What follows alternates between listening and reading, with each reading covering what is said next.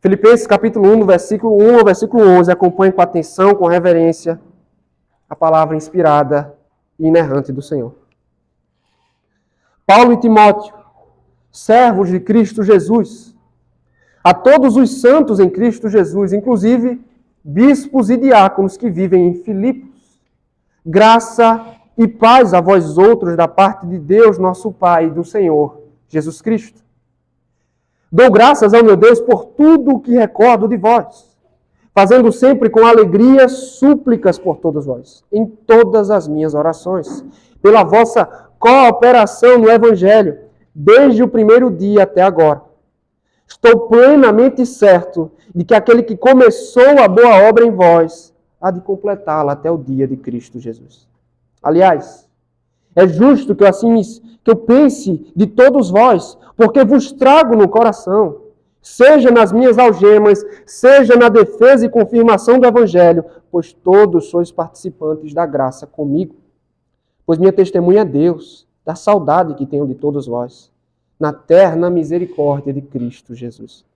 E também faço esta oração, que o vosso amor aumente mais e mais em pleno conhecimento e toda percepção, para provardes as coisas excelentes e serdes sinceros e inculpáveis para o dia de Cristo. Verso 11. Cheios do fruto de justiça, o qual é mediante Jesus Cristo, para a glória e louvor de Deus. Amém. Senhor, nos dá graça para entender, explicar e aplicar a palavra. No nome de Jesus. Amém.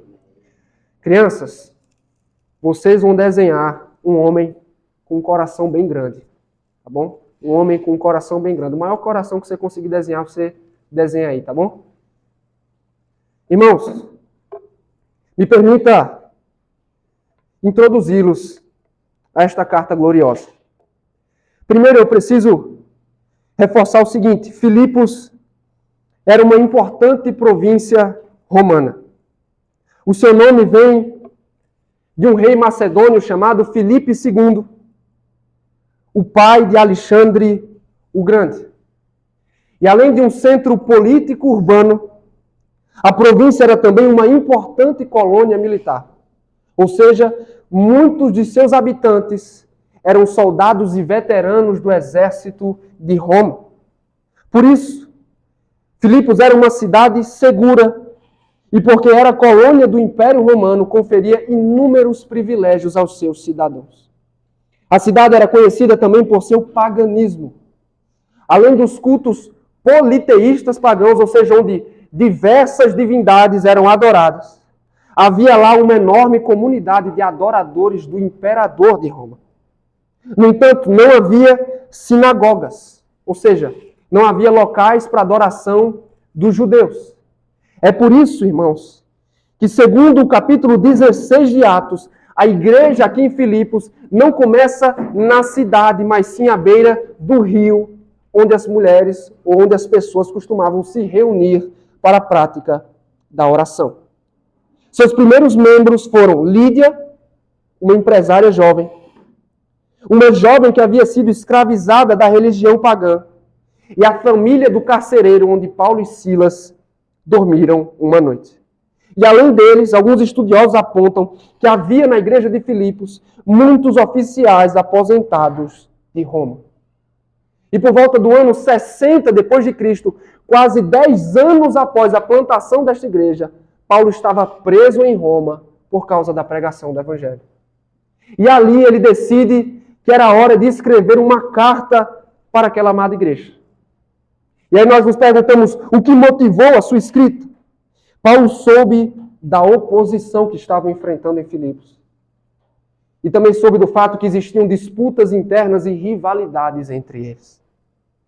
Portanto, do cárcere, Paulo ergueu sua pena apostólica para encorajá-los com a esperança e a alegria do Evangelho, que eram suficientes para vencer a oposição do mundo e para renovar a alegria e os laços entre irmãos.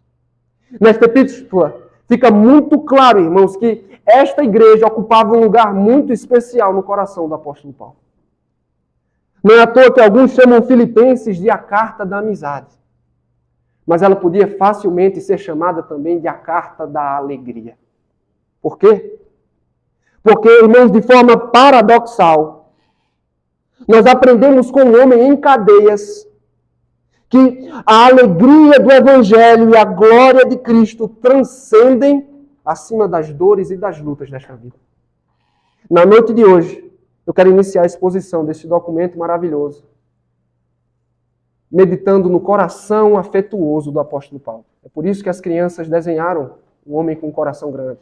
Porque na noite de hoje, eu quero apresentá-lo ao coração afetuoso de Paulo. Esse é o tema da nossa mensagem, o coração afetuoso de Paulo. Porque, irmãos, Paulo apresenta aqui um coração cheio de afeição, embora esteja preso?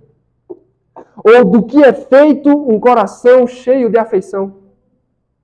No início da carta da alegria, o apóstolo dá boas razões para um coração cheio de afeição. E a primeira delas se encontra nos versos 1 e 2. O coração afetuoso de Paulo é cheio do Evangelho. É cheio do Evangelho. O primeiro componente, irmãos, das cartas do primeiro século era a identificação do autor da carta. Quem era o seu autor? Verso de número 1. Paulo e Timóteo, servos de Cristo Jesus. No início de suas cartas, Paulo tem o costume de referir-se a si mesmo como um apóstolo de Cristo. E de fato, irmãos, ele detinha autoridade espiritual sobre a igreja. Mais do que isso, irmãos, para muitos, Paulo foi o maior cristão que já existiu. Ele foi um pregador poderoso, o maior plantador de igrejas da história, um pastor atencioso e somente o autor de 13 dos livros do Novo Testamento. É por isso que não é justo nem exagero chamá-lo de o principal apóstolo de Jesus Cristo. Sobravam credenciais, mas aqui Paulo abre mão de todas elas. Por quê, irmãos? Ele não vê necessidade de lembrá-los de sua autoridade. Na ocasião, ele prefere ser conhecido, juntamente com Timóteo, como servo de Jesus Cristo. Servo de Cristo. Você sabia que a palavra grega traduzida aqui como servo, na verdade, significa escravo? As versões que temos em mãos, irmãos, elas costumam amenizar algumas passagens específicas, suavizá-las. Mas a tradução mais fiel deste termo é Paulo e Timóteo, escravos de Cristo Jesus. Naquele tempo, irmãos, um escravo pertencia a seu mestre como uma propriedade. Não tinham autonomia, não tinham vida própria, e da mesma forma, Paulo está empregando essa analogia para dizer que ele e Timóteo pertenciam a Cristo, o seu mestre, que os havia comprado a preço de sangue. Toda a sua vida se resumia então a servir e atender os interesses desse mestre, porque eles eram escravos de Jesus Cristo. Descobrimos quem é o autor da carta, mas agora nos perguntamos quem são os destinatários da carta. Ele responde, verso número 1. A todos os santos em Cristo Jesus, inclusive bispos e diáconos que vivem em Filipos. Aos filipenses, Paulo chama de santos. Com o termo, irmãos, Paulo está se referindo a alguém que foi separado por Deus e para Deus da poluição moral deste mundo. Você já passou pelo Antigo Testamento, você vai se lembrar que lá pessoas e objetos eram santificados, ou seja, separados especialmente para o serviço a Deus. Paulo emprega a mesma linguagem. Os crentes também foram santificados para o serviço e para a pureza moral. No entanto, isso se dá em Cristo Jesus. Esse é um termo muito importante, irmão. Sempre que vocês estiverem lendo Paulo, em Cristo remete à união com Cristo, e aqui especificamente é o que os teólogos chamam de santificação posicional. Você já ouviu falar desse termo? Santificação posicional. O que é que eu quero dizer com isso é que, pela fé, os crentes estão espiritualmente unidos a Cristo. Eles foram perdoados, justificados, de forma que aos olhos de Deus, eles são tratados e considerados como santos. Tudo isso em e por causa de Cristo e de sua justiça. Mas Paulo também se lembra de outras pessoas importantes, bispos e diáconos. Quem eram esses, irmãos? Os primeiros, os bispos, eram responsáveis pelo cuidado pastoral do rebanho. eram os pastores da igreja. Enquanto estes, os diáconos, eram responsáveis pelo serviço à congregação. O que é de mais importante aqui sobre os destinatários? Eles vivem em Filipos, ou seja, eles são santos que vivem num mundo que não é santo. Por isso, irmãos, eles terão dificuldades e enfrentarão desafios. Como é que eles vão vencer estes desafios? Como é que vão suportar? A resposta está na saudação do verso 2. Graça e paz a vós outros, da parte de Deus nosso Pai e do Senhor Jesus Cristo. Graça e paz, irmãos, não se referem aos que os crentes recebem na salvação, ou que já recebemos em Cristo. Porque aqui, Paulo está escrevendo a pessoas que já foram salvos. Certo? Ele está falando, na verdade, da experiência e do poder da graça diária que o capacita a viver para a glória de Deus. Por paz, ele está se referindo não à paz objetiva que recebemos com Deus através de Cristo, mas à paz subjetiva que é semeada no coração e que traz sossego ao coração do crente em meio às furiosas tempestades da vida. De onde vêm essas bênçãos? Não há graça e paz disponíveis, a não ser em Deus o Pai e em Cristo Jesus. Deus é a fonte dos benefícios, enquanto Jesus Cristo é o meio através do qual os recebemos. A graça e a paz só são dadas por Deus através do Evangelho de seu Filho. São apenas 2 versículos, irmãos. Palavras curtas e diretas, mas vocês não imaginam o tanto de teologia e de implicações práticas que tem aqui. Eu poderia fazer uma exposição unicamente nesses 2 versículos. Vocês terem ideia de tanto conteúdo que temos aqui. Mas por onde podemos começar a extrair lições ao nosso coração? Bem, em primeiro lugar, esse texto nos ensina que todos somos servos de Cristo Jesus. Todos somos servos de Cristo. Foi assim que Paulo se apresentou aqui, irmãos. E repito, credenciais não faltavam para ele. Ele podia ter se apresentado como apóstolo, pregador, plantador de igreja, teólogo iminente e escritor inspirado, mas ele preferiu contentar-se com servo. Por quê, irmãos? Porque este título, irmãos, remete diretamente ao Evangelho de Jesus Cristo. Você sabe o que significa o termo redenção? Redenção era um termo costumeiramente usado no Antigo Testamento ou nos tempos antigos para se referir ao ato de resgatar algo ou alguém por meio do pagamento de um preço. Por exemplo, era assim que escravos eram libertos. Alguém os redimia, alguém ficava responsável por libertá-los e redimi-los. Essa é a linguagem de libertação, redimir.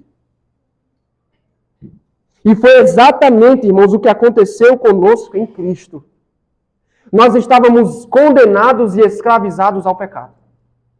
Todos nós, sem exceção do mais velho ao mais novo. Nada podíamos fazer. No entanto, Jesus se ofereceu como um sacrifício, verteu seu sangue para cancelar a dívida do pecado e nos libertar do seu poder. Éramos escravos do pecado e condenados à perdição, mas por graça e por amor fomos feitos escravos de Jesus Cristo. Você foi redimido. Nele, disse Paulo aos Efésios, temos a redenção, a saber, o perdão de pecados. E diferente do que muitos pensam, irmãos, este Senhor não é um carrasco, não é um estraga-prazeres. Ele nos liberta da maldição do pecado para nos dar o prazer de vivermos uma vida em serviço a Ele. Eis a razão pela qual vivemos hoje, servir e exaltar a Cristo. E você me pergunta, como fazemos isso de forma mais prática?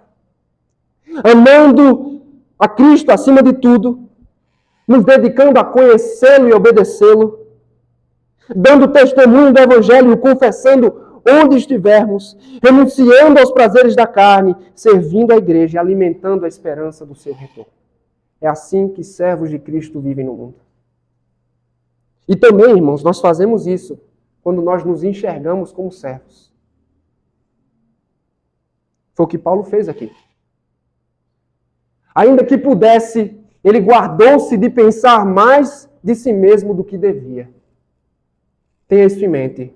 Eu e você somos servos de Cristo e nunca o contrário. Segundo lugar, Você e eu somos santos em Cristo Jesus. E com isso, irmãos, não estou querendo dizer que somos imaculados. Que somos totalmente livres de pecados e erros. Essa não é a linguagem que é usada aqui. O que Paulo está dizendo é que todos os crentes, todos os que depositaram fé salvadora em Cristo, foram tirados da poluição moral do mundo e da corrupção e foram separados para Deus. Por causa do Evangelho e da operação da graça, nós não vivemos mais buscando os prazeres do mundo afora, submergidos no sistema maligno deste mundo. Porque nós agora vivemos uma luta em favor da pureza, porque somos santos e vivemos em conformidade com a nossa identidade em Cristo. Se você pertence a Jesus, você não vive mais no pecado. Você não vive mais no pecado. Como disse o apóstolo Pedro em sua primeira carta, Deus nos fez nação santa, irmãos, em Cristo. O que isso significa? Significa que a partir de agora, estando em Cristo, nós caminhamos numa direção totalmente diferente da sociedade moral ao nosso redor. Nós não compactuamos com a cultura profana na qual estamos inseridos. Somos contraculturais. Nosso padrão de moralidade e estilo de vida é totalmente diferente do que vemos mundo afora, irmãos. Trabalhamos de forma honesta. E no trabalho nos preservamos de conversas desonestas, imorais e obscenas. Isso o mesmo na faculdade, na escola. Crianças não assistem os desenhos que têm coisas feias e erradas com os seus amiguinhos que não são crentes. Jovens não consomem conteúdo em rede social, Instagram, TikTok, seja o que for, que não esteja em conformidade com as Escrituras, que seja pecado. Todos nós vivemos vidas moderadas, sóbrias, livres de vícios. Nós preservamos a nossa casa, os nossos filhos da influência de ideologias ímpias. Nós lutamos contra todas as formas de pecado, irmãos. Nós não acolhemos, nós não vivemos tranquilamente, confortavelmente os nossos pecados, nós lutamos contra eles. Espalhamos o Evangelho com a boca e o refletimos com ações. Amamos a igreja, cultivamos a piedade, o temor e a obediência a Deus. É assim que santos vivem no mundo, irmãos. E por fim, uma última lição neste ponto. Você e eu temos a graça e a paz de Deus e de Cristo. Sabe o que você tem à disposição quando o mundo ameaça a sua alegria, a sua esperança? E não são poucas as vezes que isso acontece. Você tem a graça e a paz de Deus, meu irmão. É a essa graça que você vai recorrer diariamente para vencer o mundo, para triunfar contra o pecado e para obedecer à vontade de Deus. É esta graça que vai levantá-lo e fortalecê-lo nos dias de fraqueza, quando faltar forças para prosseguir. Você precisa saber que o arsenal da graça está sempre cheio, sempre disponível para nos suprir e nos capacitar em meio aos desafios da vida. E quando o mundo abateu o seu coração? E se as dificuldades e os sofrimentos nos atormentam? E se a alegria vai se esvaindo da sua mão como grãos de areia, o que fazer? Você tem a paz de Deus e de Cristo. Deus, pela fé, irmãos, nos permite experimentar a paz que acalma o coração atribulado. Você tem atravessado tempestades furiosas na vida. A luta contra o pecado tem sido intensa. O estado das coisas no mundo desanimam a sua alma. O sofrimento tem tirado sua esperança, pois bem, tire proveito da paz que excede todo entendimento e que sossega o espírito inquieto. Este é um benefício que podemos tirar proveito em Cristo, irmãos. Tudo isso está disponível no Deus do Evangelho, no seu Filho. Amém? Estamos meditando no tema o coração afetuoso de Paulo. Vimos em primeiro lugar que o coração afetuoso de Paulo é cheio do Evangelho. Em segundo os versos 3 a 8, esse coração afetuoso é também cheio de gratidão. Cheio de gratidão. Seguindo a estrutura usual de suas cartas, irmãos. Depois de apresentar o autor e os destinatários, depois da saudação, Paulo parte para as ações de graças. É o que ele costuma fazer. Versos 3 a 5, acompanhem comigo. Dou graças ao meu Deus por tudo que recordo de vós. fazendo sempre com alegria súplicas por todos vós, em todas as minhas orações, pela vossa cooperação no Evangelho, desde o primeiro dia até agora. Por essas palavras, irmão, seja sincero, ninguém diria que o apóstolo está preso. Mas ele está preso. A prisão de Roma, no entanto, não abalou Paulo. Não transformou e amargurou seu coração. O apóstolo continua o mesmo, e é por isso que, apesar do cárcere, seu coração está cheio de gratidão, suas orações são intercessões e seu espírito está cheio de alegria. E em vez de se vitimizar, que é talvez o que eu e você faríamos nessa situação, sejamos honestos, se vitimizar, murmurar, ou se concentrar em si mesmo e nos seus problemas, o coração e a mente de Paulo se voltam para os filipenses. Ele agradece, intercede e se alegra por causa da cooperação dos crentes. Ou seja, os irmãos desta igreja eram parceiros de Paulo na missão. Eles não só sustentavam a obra missionária com seus recursos e com suas orações, bem como participavam também da propagação do Evangelho. E isso, irmãos, desde o dia que foram convertidos a Cristo até aquele momento. Eles estavam envolvidos na obra de Deus, mas Paulo nos ensina que Deus também estava fazendo uma obra neles. Versículo de número 6. Estou plenamente certo de que aquele que começou a boa obra em vós há de completá-la até o dia de Cristo Jesus. E esta obra, irmãos, com toda certeza Deus levará a cabo. Como seu pastor, Paulo nos assegura de que eles serão preservados até o fim e nunca cairão da graça mencionada no princípio. Como é que Paulo pode ter tanta certeza quanto a isso, irmãos? Porque o Deus que dá início à salvação, que justifica, que salva, regenera o crente, que o está santificando, nos assegura na sua palavra de que ele consumará a sua obra, preservará os seus e os apresentará perfeitos no dia do retorno de Jesus. Esta é a certeza que Paulo tem. Portanto, os filipenses estão seguros. E eles também moram no coração do apóstolo, versos 7 e 8.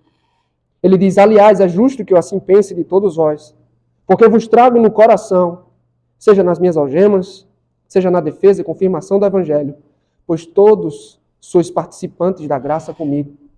Pois minha testemunha é Deus, da saudade que tenho de todos vós, na terna misericórdia de Cristo Jesus. Paulo é um pastor bem casca grossa, não é? Ele é corajoso, ele é resiliente e, sem dúvida, ele sofreu muito por causa do Evangelho. Nada disso, no entanto, mudou seu coração, porque ele tem os filipenses no seu coração, porque nutre profunda afeição. Ele sente saudade, ele não só tolera os irmãos, ele os ama, ele os deseja. Por qual razão, irmãos? E ele nos revela, porque ele e os filipenses são parceiros na graça. Eles se importam uns com os outros e se ajudam mutuamente. É por isso que Paulo tem um coração cheio de gratidão a Deus. Será que eu e você também temos um coração que transborda de gratidão ao Senhor? O que nós podemos aprender com Paulo sobre este tema, irmãos? Primeiro, devemos ser gratos a Deus pela vida e pelo serviço dos nossos irmãos ao reino de Deus. A gratidão de Paulo, demonstrada logo no início, dá um tom doce a toda a carta. Na situação em que ele estava, irmãos, ele podia facilmente ter concentrado-se em si mesmo, ao invés de colocar todo o seu foco e energia nas suas próprias lutas, nos seus sofrimentos, nas suas dores. O apóstolo percebeu que tinha muitas razões para render graças ao Senhor. E a maior delas aqui é por causa de seus irmãos em Cristo. E aqui, irmãos, está um ingrediente essencial da alegria que transcende todas as coisas nesta vida, a gratidão ao Senhor. Jesus Cristo, na verdade, o apóstolo Paulo, exortou os Tessalonicenses da seguinte forma: alegrem-se sempre. E na sequência ele deu a seguinte exortação: deem graças em todas as circunstâncias, pois esta é a vontade de Deus para vocês em Cristo. Vocês percebem como as duas coisas estão ligadas? A gratidão a Deus é o combustível ou é o que cultiva um coração de alegria. Será que é o que nós costumamos fazer, irmãos? Cultivar alegria no coração em relação aos nossos irmãos na fé. Sejamos honestos, a convivência comunitária não é fácil. E o pecado torna tudo mais difícil. Nós temos as nossas diferenças, temos os nossos pecados, e por isso, em algumas ocasiões, corremos em direções diferentes. É por essa razão, irmãos, que infelizmente acabam existindo disputa e rivalidade no seio da igreja, como estava acontecendo em Filipos. No entanto, irmãos, ao invés de focar apenas nos erros e nas diferenças que temos, precisamos cultivar ações de graças em favor da igreja. Como nós fazemos isso? Não focando apenas nas más qualidades, mas sim nos frutos que os nossos irmãos têm dado. Precisamos ser graciosos. Somos pecadores de fato, mas não resuma as pessoas aos seus defeitos. Foque nos frutos de crescimento e piedade que o seu irmão na fé tem dado. Alegrem-se pelos passos lentos e pequenos, de fato, em direção à maturidade cristã. Incentive-o e alegre-se com as pequenas contribuições que ele tem dado para o serviço da igreja e para o avanço do Evangelho. Não alimente no coração sentimentos de desprezo e decepção por conta de erros que foram cometidos contra você. Não permita que os pecados dos outros, nem o egoísmo do nosso próprio coração, irmãos, nos impeça de encontrar alegria na vida e no serviço dos nossos irmãos. Vamos começar agradecendo. Amém? Segundo, todo crente é um parceiro na missão do Evangelho. Todo crente é um parceiro na missão do Evangelho. É isso que Paulo pretende dizer aqui com cooperação do Evangelho ou participante da graça. Ou seja, Paulo não era um soldado solitário na luta em favor do Evangelho. Ele tinha o apoio dos irmãos em Filipos. Esta igreja, irmãos, havia entendido a grande comissão. E tinha abraçado a sua responsabilidade. Como eu falei a princípio, eles não só investiam recursos, eles investiam seu tempo, suas energias e o seu próprio coração. Eles eram testemunhas do Evangelho e discípulos que faziam outros discípulos. Será que é isso que temos feito? Será que somos, irmãos, discípulos que fazem outros discípulos? Muitos crentes pensam que essa é uma responsabilidade apenas do pastor e dos demais irmãos na linha de frente. E a estes eu digo, não podiam estar mais enganados. Essa é uma responsabilidade de todos nós. Leia Atos dos Apóstolos e você encontrará toda a igreja, não só os apóstolos, anunciando o Evangelho e fazendo discípulos. Então minha pergunta é, o que estamos esperando, irmãos? Talvez a melhor pergunta a ser feita é, por onde devemos começar? E a resposta é mais simples do que você imagina. Todos nós aqui temos parentes, amigos, colegas do trabalho, da escola, da faculdade, pessoas com quem temos intimidade e abertura. Eis o seu ponto de partida. Se a pessoa não é um crente, você cria oportunidades para falar do pecado e da necessidade de Cristo para a salvação. Sabe aquele amigo de vocês da escola, crianças? Ele precisa ouvir de Jesus. Bem como os nossos colegas e companheiros de trabalho. Aqueles com quem dividimos o dia, turnos do nosso dia, que precisam ouvir a respeito de Cristo. Se essa pessoa é um crente imaturo, crie oportunidades para discipulá-la e ensiná-la nas verdades centrais da palavra de Deus. Convide esta pessoa para vir para a igreja e, mais importante, caminhe com ele. Não o abandone. A obra do Evangelho neste bairro, nesta cidade, não será feita exclusivamente por mim, mas por todos nós, quando compreendermos que somos todos, sem exceção, parceiros na missão do Evangelho e comunicadores, pregadores do Evangelho. Você não precisa ser um teólogo, você não precisa ter formação acadêmica para isso, você não precisa ter todas as respostas do mundo, é o que alguns costumam pensar. Porque todas as ferramentas necessárias você já tem à disposição. o conhecimento do Evangelho, a palavra de Deus, o Espírito e sua graça capacitadora.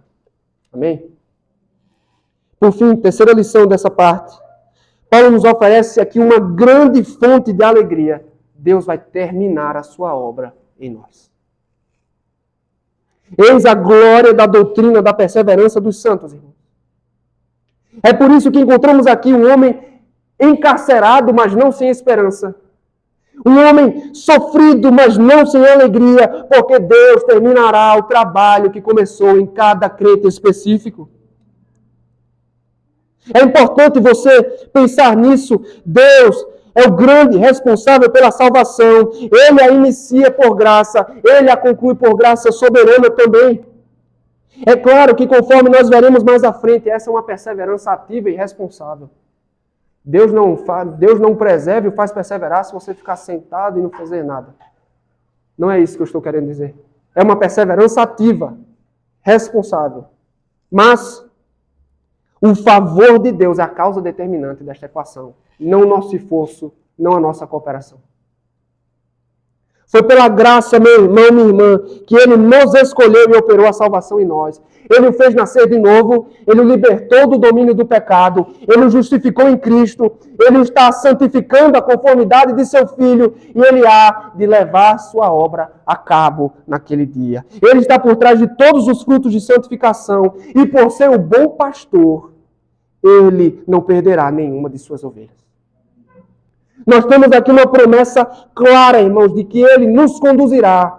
Se somos crentes fiéis, com fé verdadeira e genuína em Cristo, Ele nos conduzirá ao aprisco celestial. Você já viu a famosa escultura de Davi, do artista renascentista Michelangelo? Quando você tiver um tempo, você coloca lá no Google, Davi, Michelangelo. Irmãos, uma obra fascinante.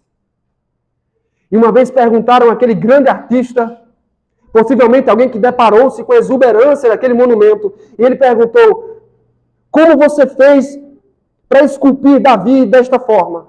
E ele disse, eu fixei os meus olhos no mármore, e com meu martelo eu tirei tudo o que não se parecia com Davi. Fui tirando cada pedaço que não se parecia com Davi. Sabe o que é que Deus está fazendo por nós, irmãos? Exatamente a mesma coisa. Na estrada da perseverança. Ele está tirando cada resquício de pecado com seu martelo celestial. Ele está removendo aquilo que não se parece com Cristo, para no dia de Cristo nos apresentar perfeitos à semelhança do seu Filho bendito. É isso que o Senhor está fazendo.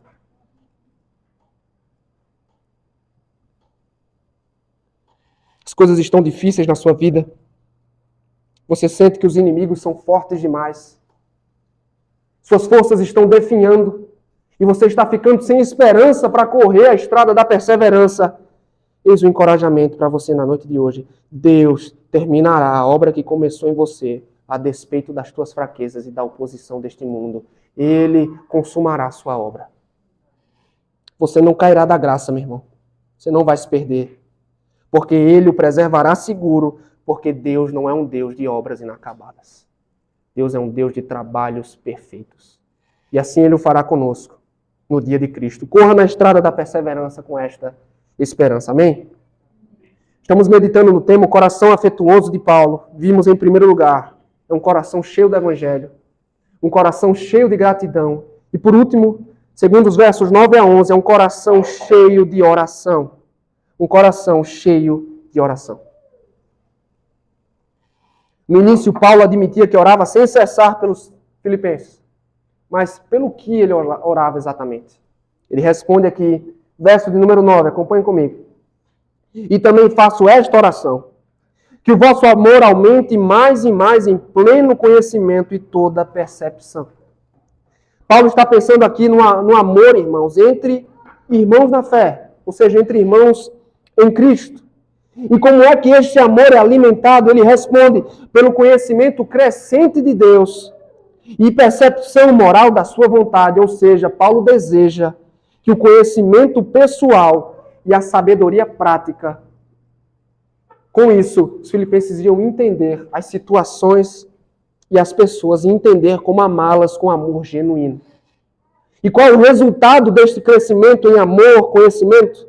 Qual é o objetivo de Paulo em sua oração, versos 10 e 11? Para aprovardes as coisas excelentes e serdes sinceros e inculpáveis para o dia de Cristo, cheios do fruto de justiça, o qual é mediante Jesus Cristo, para a glória e louvor de Deus. João Calvino, comentando esse texto, irmãos, especificamente esses 2 versículos, ele disse: discernir o que é melhor é uma definição de sabedoria cristã.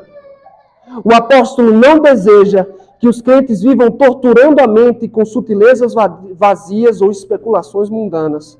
Aí veja só, ele quer que conheçam e escolham o que é mais proveitoso para o crescimento cristão. Eles percebam, conheçam e escolham o que é melhor para o crescimento. E é interessante, pois o adjetivo sincero, né? Versículo número 11. Na verdade, versículo número 10. Seres sinceros. Este adjetivo, irmãos, provém de 2 palavras. Sol e julgar. Sol e julgar. E segundo um comentarista, nos tempos antigos, comerciantes desonestos usavam cera para esconder as falhas nas louças que pretendiam vender. Não é muito diferente de como as coisas são feitas hoje, né, irmãos? E o teste para saber se a louça era realmente valiosa ou não, era feito segurando-a contra a luz do sol. O que o apóstolo está pedindo, usando essa linguagem, é que os filipenses tenham um caráter que não se quebra sob a pressão e o calor da vida. Um caráter sincero, puro e inquebrável. Mas além de sinceridade, Paulo ora também por inculpabilidade. E essa palavra aqui não significa não tropeçar nunca. Nunca pecar. Paulo está orando pela santidade de seus irmãos. Ele deseja que Deus os guarde da queda e do escândalo até o dia de Cristo. E dessa forma, irmãos, eles teriam muitos frutos de justiça. E essa justiça não é autogerada, irmãos. Não é fruto do esforço daqueles irmãos, da sua própria perseverança. É algo sobrenatural, ou seja, são frutos que são dados pela graça de Deus em Cristo Jesus.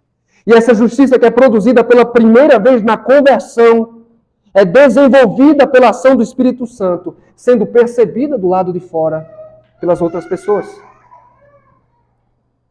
É isso que chamamos de santificação, irmãos. É quando Deus desenvolve a santidade ou a justiça do crente até o momento em que ele dá frutos exteriores para a glória de Deus e para o testemunho dele. E com este e muitos outros frutos de justiça, os crentes atingem o grande objetivo da nossa vida até a vinda de Cristo, que é o louvor e a glória de Deus. O louvor e a glória de Deus. Como podemos aplicar esse texto às nossas vidas? É pelo benefício da oração que penetramos nas riquezas que temos em Deus. Você concorda com essa frase? É pelo benefício da oração que entramos nas riquezas que temos em Deus. Quem disse isso foi João Calvino. Eu tenho para mim, irmãos, que Paulo concordaria com esta frase. Ele é um exemplo vivo desta verdade, porque nem mesmo o sofrimento e a solidão do cárcere o impediram de orar. Ao invés de amargurá-lo com Deus, Paulo foi encorajado, em meio àqueles tempos difíceis, de gastar tempo com Deus em oração. E é curioso, pois quando o sofrimento bate à nossa porta, irmãos, nós costumamos fazer o contrário. Ao invés de corrermos da presença de Deus, nos afastamos dele. Contudo, Paulo nos ensina aqui que nos dias bons ou nos dias cinzentos, é preciso dedicar-se à oração. Em liberdade ou em algemas, irmãos, era o que o apóstolo fazia. Mas as suas orações não se concentravam em si mesmas. Se você parar para prestar atenção em muitas das nossas orações, elas são completamente autocentradas, irmãos, e egoístas. Por quê? Porque nós oramos pensando no nosso bem, na nossa prosperidade, na preservação da nossa casa. Eu e eu. São orações egocêntricas. Mas intercedemos bem pouco pelos nossos irmãos na fé, irmãos. Como é que nós podemos mudar isso? Nós aprendemos aqui com Paulo. Por onde podemos começar a interceder pelos nossos irmãos? O que você pretende fazer a partir de hoje? Pois bem, tenho 2 orientações para você. Vamos orar para que todos cresçamos em amor. Para que todos cresçamos em amor. O próprio Senhor Jesus disse, com isto todos saberão que vós sois meus discípulos. E se vocês amarem uns aos outros. Para a marca dos discípulos de Jesus Cristo, o amor. Se é o que você e eu desejamos viver, irmãos, precisamos interceder pelo nosso crescimento em amor. O que pode nos estimular a oração por isso? Considere o amor de Deus por você em Cristo Jesus. Por causa deste amor e por sua graça, Ele enviou seu Filho para a sua salvação. Ele enviou ao tormento e a maldição da cruz para que fôssemos reconciliados com eles. Irmãos, considerar o Evangelho é encorajamento e combustível suficiente para nos encher de amor e transbordar de amor em oração pelos nossos irmãos. Permita que o amor de Deus revelado no Evangelho semeie este amor no seu coração. Lembre-se disso e ore a Deus pedindo graça para aturar os que são difíceis. Rogue a Deus por um amor servil e perdoador para com aqueles que pecam contra você. Vamos pedir ao Senhor por amor que preserva os laços e permanece firme apesar das diferenças que encontramos na igreja. Isso se aplica também, irmãos, ao casamento. Isso se aplica à relação entre pais e filhos. Isso se aplica às amizades cristãs. Vamos fazer do amor um pedido constante em nossas orações. E por amor, irmãos, eu estou me referindo ao amor servil, amor sacrificial, que se converte em ação, em graça, em misericórdia. Segundo, vamos orar também pelo nosso crescimento em santidade e justiça. Em santidade e justiça. Assim como nós, irmãos, todos os crentes precisam de graça para vencer o pecado e obedecer a Deus. Nenhum de nós aqui foge à regra. Portanto, quando você for orar por pureza, em meio às batalhas que tem travado, lembre-se dos seus irmãos na fé. Você está orando, jovem, por vitória contra o pecado sexual, interceda por seus amigos cristãos também. Meu irmão, você está rogando a Deus para vencer a ansiedade. Lembre-se de companheiros na fé que travam a mesma luta. Crianças, quando vocês forem orar a Deus, vocês precisam pedir ajuda a Ele. Não só para você ser mais obediente ao papai e à mamãe, mas para que o seu irmão também seja. Lembre de orar e pedir por ele também. Pais e mães, rogue a Deus não só pelo futuro profissional do seu filho, pelo seu crescimento acadêmico. Ore pela santidade e pela vida de piedade dele. Porque, irmãos, não adianta ser bem-sucedido e não ser piedoso. O meu ponto é, vamos suplicar e desejar a santidade dos nossos irmãos. E por que eu insisto nisso? Porque Deus age através da oração dos santos. Deus leva os seus propósitos à frente através da oração. E em resposta a elas, irmãos, o Senhor agirá e nos fará sinceros e inculpáveis em meio a uma geração corrompida e depravada na qual vivemos. As orações de seu povo são um instrumento fundamental para purificar o caráter e para conformá-lo à imagem de Cristo. Você já pensou naquele dia, a grande alegria de no dia de Cristo, irmãos, você vê o seu cônjuge, você vê os seus filhos, você vê irmãos, amigos por quem intercedemos, por quem rogamos a Deus, Senhor, os faça cheios do fruto de justiça, os faça santos. Naquele dia, em resposta às nossas orações, Deus os apresentar diante dos nossos olhos, puros, perfeitos, livres de mácula, à semelhança de Cristo. Que alegria será este dia, irmãos. Eu espero que a visão gloriosa deste dia encoraje você a orar com mais diligência pela santidade dos seus. Amém? É aqui, irmãos, que começamos o nosso percurso em direção à alegria transcendente. Nas celas da prisão da Roma do primeiro século. Ambientes assim, costumeiramente, são marcados pela amargura, pela dor, pela solidão e pelo sofrimento. Curiosamente, não é o que encontramos aqui. Para nossa surpresa, nos deparamos com um homem cheio de alegria, com uma esperança imbatível e cheio de ações de graças. Hoje fomos apresentados ao coração afetuoso de Paulo. E talvez você se pergunte, qual o segredo para se ter um coração assim? O Evangelho de Jesus Cristo, irmãos. Você não pode dar um passo sequer em direção à verdadeira alegria, sem considerar a pessoa de Jesus Cristo e sua obra na cruz do Calvário. Porque quando ele entregou-se a si mesmo, Jesus nos deu verdadeira esperança nesta vida. Você e eu estávamos condenados, fadados ao sofrimento eterno. Mas Cristo morreu para assegurar o perdão de Deus e nos reconciliar com aquele que é a fonte da alegria que transcende as duras realidades desta vida. Ouça o chamado do Evangelho na noite de hoje. Arrependa-se e volte-se para Cristo, o caminho para a alegria transcendente.